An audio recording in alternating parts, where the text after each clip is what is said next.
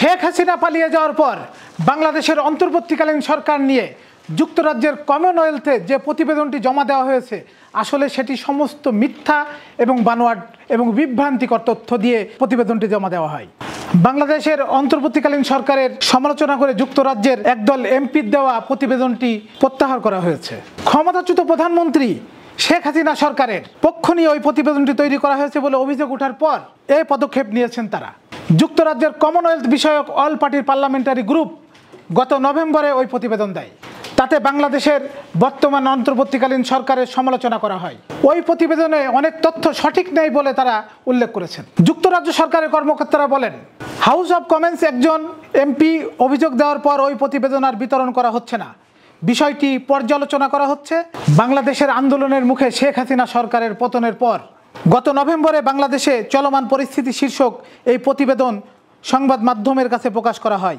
ওই আন্দোলন দমনে আইন শৃঙ্খলা রক্ষাকারী বাহিনী ব্যাপক দমনপীড়ন চালায়, যাতে আনুমানিক 1000 মানুষের মৃত্যু হয়। অল পার্টি পার্লামেন্টারি গ্রুপের ওই প্রতিবেদনে হাসিনার উত্তরসূরি নোবেল শান্তি পুরস্কার বিজয়ী অধ্যাপক মোহাম্মদ ইউনুসের সমালোচনা করা হয়।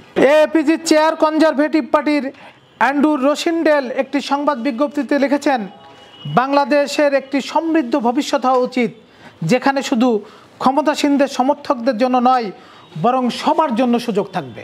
অবিলম্বে এই ধারার পরিবর্তন না হলে নতুন সরকারের কাছে আন্তর্জাতিক সম্প্রদায় যে আশা করছে তা উধাও হয়ে বিপদ তৈরি করবে। প্রতিবেদনে অধ্যাপক ইউনুসের সরকারের বিরুদ্ধে আইনকে রাজনৈতিক হাতিয়ার হিসাবে ব্যবহার করা এবং উগ্র ইসলামপন্থীদের পৃষ্ঠপোষকতা করার অভিযোগ করা হয়। প্রতিবেদনে বলা হয় যে আমরা প্রমাণ পেয়েছি সাবেক মন্ত্রী, আওয়ামী লীগ নেতা, এসপি, সাবেক বিচারক, আইনজীবী ও সাংবাদিকদের বিরুদ্ধে এত বেশি সংখ্যায় অভিযোগ আনা হচ্ছে যে সেগুলোর গ্রহণযোগ্যতা নিয়ে প্রশ্ন উঠেছে, যেটি মূলত নয়াদিল্লি ভিত্তিক চিন্তন প্রতিষ্ঠান রাইটস অ্যান্ড অ্যানালাইসিস গ্রুপের তথ্য ও প্রমাণের ভিত্তিতে তৈরি করা।